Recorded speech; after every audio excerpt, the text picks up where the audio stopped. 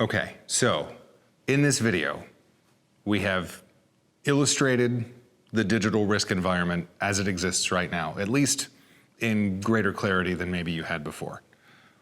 And we've outlined several types of risks and the steps you can take to mitigate those risks. Now here at the end, I want to just offer some closing thoughts and summary, and then give you a best practices checklist that you can take away with you back to your own just personal digital life or to your organization. First of all, doing some of this is better than doing none of it. You gotta adopt the pieces which are practical and plausible and possible to actually work into your daily life, whether it's for you or your organization. There's always a balance you have to find between what the ideal absolute best security situation is and what's actually plausible and allows you to do your work. So find something in the middle, do at least some of this, and you're way ahead of where you started. Second, do one thing at a time. Your implementation of new stuff will be much more successful if you do one thing, get it right, get it fully cooked into whatever it is you're doing in your organization, and then you move on and try and bring in a second thing. My advice would be to start with the password manager or two-factor authentication.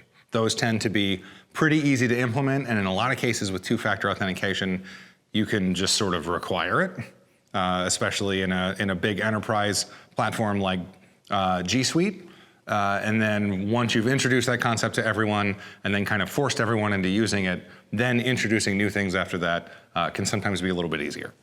Next, if there's one element of vigilance, of digital risk awareness you can take into your daily working life, it would be to not check your email on autopilot.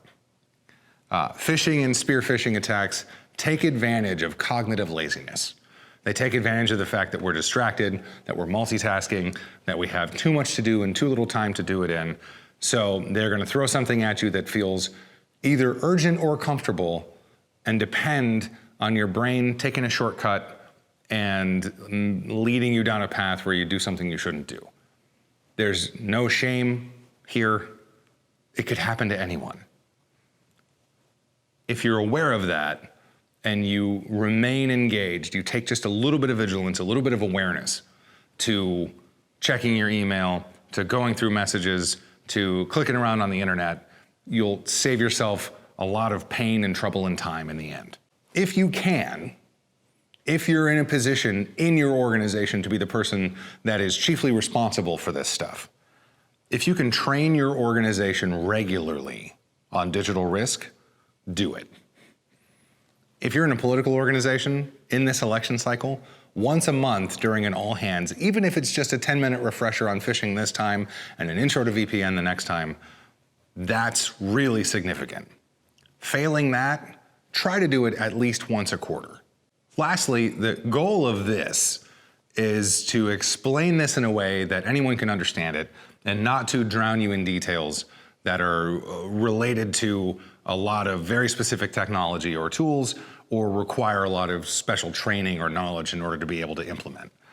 The truth about this kind of risk is that it no longer requires a lot of special training and skills to be able to go out and do bad stuff on the internet. You can weaponize people's habits against them.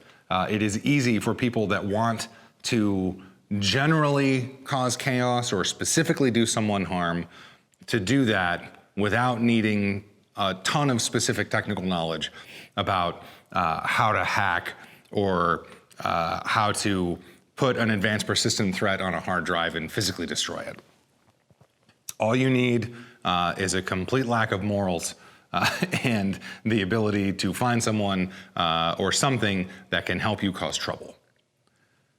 The good news about that kind of risk is that by making these small changes, by changing how you think about digital risk and becoming digital risk aware, by engaging in digital risk thinking and being proactive, resolute, and engaged in your posture for how you approach digital risk, you can mitigate the vast majority of those risks and protect yourself from those that would do you harm.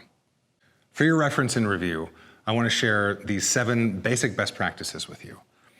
If you do everything on this checklist, then you're going to be really proactively engaged in digital risk thinking and digital risk awareness. It's going to be good for you to upgrade your outlook and change some personal habits and improve your own operations security. And it's going to be really effective for helping foster a culture of digital risk awareness inside your organization. Basic best practices. Use two-factor authentication whenever possible. And if you can require it administratively for any of the major platforms your organization uses to work, go ahead and do that. Use a password manager. And if you can get everyone on your team to use this, then you should. Use a VPN, a virtual private network, or at the very least, use your personal mobile hotspot. Implement an endpoint security solution for your devices, and if possible, get one that spans your entire team. Let your devices run system updates as soon as they ask, every time. Be intentional and vigilant about file sharing, storage, and access control. Finally, learn to recognize phishing attempts. Once again, my name is Josh Berthume, and it has been my distinct pleasure to work through this information with you. Thanks very much.